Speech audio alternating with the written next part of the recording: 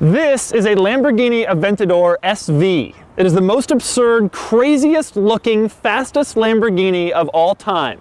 And today, I'm going to review it. Now, in this review, I'm going to show you around the Aventador SV, and then I'm going to take it out on the street and tell you what it's like to drive this ridiculous concoction on public roads. And for more of my thoughts on that, you can click the link below to check out my column on autotrader.com/oversteer. Now, before I do all that, here's something insane. The Aventador SV starts at $494,000, and that is before options, and there are many options. This one was listed at $535,000. Do you have any idea what you could buy with $535,000? This 6-bedroom house in Iowa on 18 acres. So what exactly makes the Aventador SV cool enough for a $500,000 price tag? Well, let's start with the obvious. To make the SV, Lamborghini took the regular Aventador and decided 690 horsepower wasn't enough, so this one has 740. The SV also lost 110 pounds and gained some crazy styling touches. The result is 0 to 60 in 2.7 seconds and a top speed of nearly 220 miles per hour. But what about its weird quirks? One of the most interesting is the door handles. How do you open the doors on a car with scissor doors? Well, the door handle itself is located on the door sill. You push the top part, you pull the latch, and then you push the door open with your shoulder or with your arm. When it's time to close it, you pull the little red loop they put in order to save weight for the SV model. Here's another interesting quirk most Aventador owners probably don't even know about. Because Lamborghini is afraid that your car will be stolen and loaded up onto a flatbed, there's a button you have to press before you tow it to let the car know that it's going into tow mode. If you don't push the button and you try to tow it, the alarm goes off to let everybody know that it's being illegally taken. The center control stack in this car is quite interesting. For one thing, that's where you'll find the start button. Flip up this little red thing, press start, like you're starting a fighter jet. One thing you won't find in the center control stack is the CD player, and that's not because this car doesn't have one. Instead, it's because it's located down here where your knee goes when you're driving the car, probably in order to save some space in the middle. Another interesting thing about the interior is there is absolutely no storage space anywhere. Now, this won't surprise people who've spent a lot of time in exotic cars, but it's extreme in this case. The center console doesn't open. It's just there. There are no pockets in the doors because when you put them up, your stuff would fly out. There isn't even a little cubby in the center stack. Instead, the only storage you have inside the cabin is this little tiny thing that can barely hold a phone in the passenger footwell and a few nets behind the seats. Not that it's easy to get to these little nets behind the seats because, well, these seats are very different from your seats in your normal everyday car. For one thing, they're all one piece, so you can't exactly fold the back forward. Instead, if you want to move them, it comes as a whole unit. More importantly, they're really, really tight. So when you sit in the car, it feels like you're being hugged by carbon fiber. So you're probably thinking, at least there's a lot of space up front in the trunk, right? Not exactly.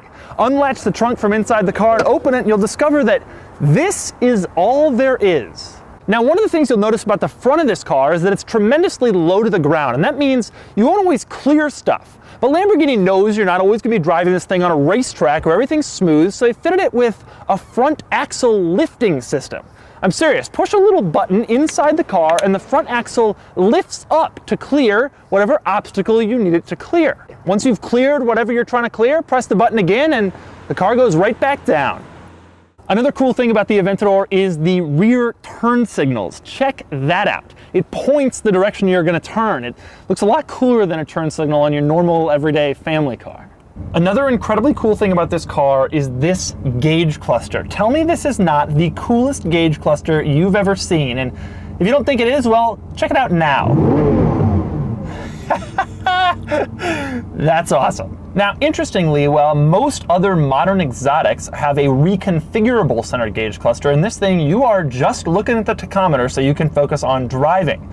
The only reconfigurable portion is down here, where you can change between telephone, auxiliary, and a few of the gauges. And speaking of the center display area, check this out. This is a G meter that shows your maximum Gs in every single direction. This is exactly the kind of center screen you expect to find in a seriously track-focused car. Now, beyond all the crazy quirks of this car, there are two things I especially notice as I walk around it and check it out. Number one, the crazy options, and number two, the incredible attention to detail. We'll start with the crazy options. I have here the original window sticker to this car, which shows an original MSRP of $534,809. I'm going to read you a few of my favorite things from this window sticker. Number one, on a 1 to 10 scale of fuel economy, this car gets a 1. It also says that compared to the average new vehicle over 5 years, you'll spend $10,000 more in fuel costs, but the options are the most interesting thing. There's a tiny little fire extinguisher in the passenger footwell. That thing, $800. The rear air intakes are finished in carbon fiber. They look beautiful. But do they look $5,600 beautiful? This car is equipped with the travel package. I'm not sure what is involved in that, but I do know that it cost $1,100. The backup camera, standard on a Toyota RAV4. In this car, $2,100. You could buy an entire used Mazda Miata for that. And then there's my favorite option. On the rear fender, it says SV in giant decals, but they're just black with a little cutout. I can make that in my basement. Lamborghini will charge you $2,800 for the privilege of having those decals installed at the factory. In the end, this car has almost $50,000 in options in addition to its $490,000 base price. And once you've added all the options, you're still not done. The gas guzzler tax charged by the federal government because this thing gets 13 miles per gallon in combined driving, that would be $3,700. And Lamborghini's destination charge to bring it from Italy here, $3,495 for a total price, once again, of $534,809. The other interesting thing I noticed about this car is its incredible attention to detail. When you got inside a Countach or Diablo, you kind of got the feeling that Lamborghini just cobbled everything together and just hoped for the best. That is not the situation in this car. Check out, for example, the gas cap. This is something no one's ever going to see, and yet look at this thing. This is not exactly an everyday regular gas cap you'd find in a normal automobile. This little panel inside the driver's footwell that no one's ever going to notice definitely doesn't have to say SV on it, and yet it does. That's pretty impressive. And speaking of the driver's footwell, take a look at the floor. Those designs, perfect copies of the Aventador's taillights. Here's another incredible example of this car's attention to detail. The battery tender, which is placed in this little shoebox you'll find inside the front trunk with the Lamborghini logo beautifully embossed on it, is finished in carbon fiber look. This is the kind of thing you'll never, ever, ever see. Your passengers will never notice and you'll never experience while you're driving the car. And yet, Lamborghini went to the trouble to make it look that way anyway, just to be cool. Another excellent detail about this car, Lamborghini prints the firing order of the cylinders on the engine. They've done this for years and they absolutely don't have to. If you're a mechanic, you just consult the manual to find out what the firing order is. And most Lamborghini owners probably have no idea that it's even back there, but back there it is, printed on a beautiful little plaque on top of the engine for the few people who know to look for it there. Okay, so the Aventador is a crazy car with crazy styling and crazy features and a crazy price tag. In fact, it's so expensive that I absolutely should not be driving it on the road. And so right now I'm going to take it out on the road here in the Washington, D.C. area, where this car comes to me courtesy of a viewer named Paul, who's on YouTube as Blue Whiskey. I strongly suggest you subscribe to Paul's channel because, well, the man has an Aventador SV. Do you need any other reason?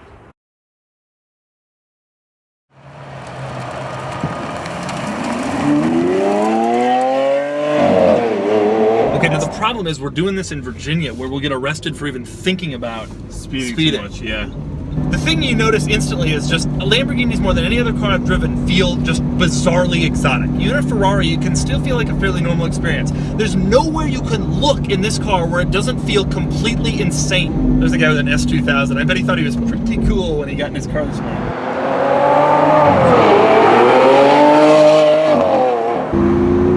Man, listen to that noise. Woo!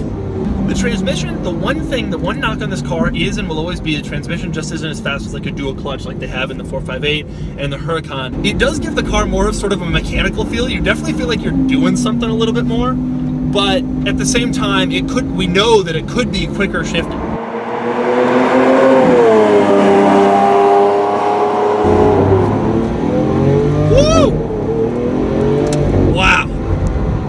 So fast you can feel that this is not the light little car that the Huracan was. This thing actually has some weight to it. I feel like the stakes are a lot higher than the Huracan with this car. I know that it's bigger, I know that it's wider, faster, all that stuff, much more powerful. It also is more insane looking, and of course it's more expensive. This is like a Huracan completely on steroids. Do a U-turn. Oh, the turning radius is nowhere near as bad as Lamborghinis of old. Like a Countach, that'd be like a 9-point turn. God, it's just so weird to drive this around normal cars. I mean, I just passed an Acura RSX and I'm looking up at him like he's driving an SUV. With that said, the driving experience isn't like so insane that no one could manage it. I feel like I could put a normal person in this car and they'd be able to figure it out with a little bit of a tutorial about how to use the paddles. It's not so crazy that you're like sitting in this cramped space and you can't see anything. You could, in theory, drive this car fairly frequently. You know, old Lamborghinis, you had to really work with an insane clutch and deal with the gated shifter, and the ergonomics were terrible and you couldn't see anything. This one, you don't make any crazy compromises, but you are acutely aware of what you're driving at all times. But I think that's kind of cool.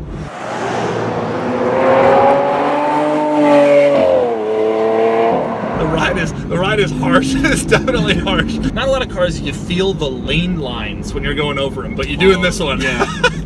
Like you can legitimately feel the paint. Listen, feel that. It's crazy. You can feel the paint on the road when you go over it.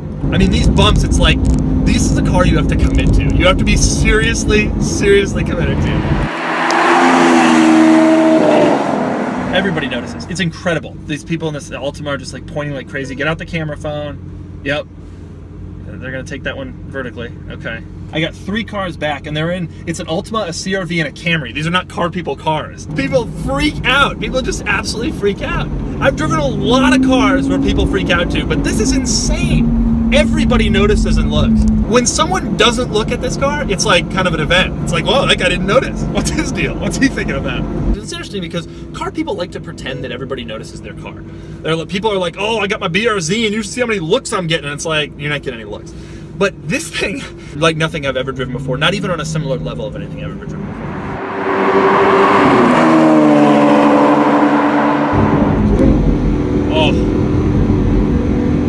Oh man, here we go. Wow, oh my God. That's insane. Wow, that's crazy. It still feels very stable. Woo! Okay, here we go. We got a little more space.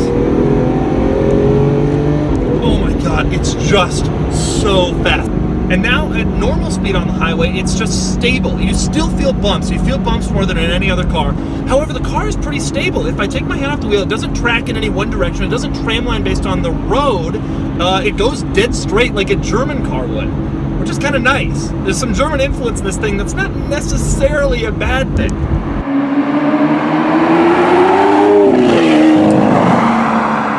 Man, there is just zero body roll. The drawback is the bad ride. The benefit is incredible suspension that is just ready for absolutely any corner. I can see myself getting lulled into being like, oh, I know what I'm doing in this thing, and then one day you come around a corner and you're like on the local news. So that's everything you need to know about the Lamborghini Aventador SV. It justifies its $500,000 price tag because it's one of the most ridiculous cars I've ever driven, and frankly, one of the most ridiculous cars I've ever seen. It has insane styling, it has crazy power. Just look at it, it is the most Lamborghini of Lamborghinis. You cannot possibly be around this car or in this car and not be having fun. Yes, it is expensive, but admit it, you would much rather have this thing than that 6-bedroom house in Iowa.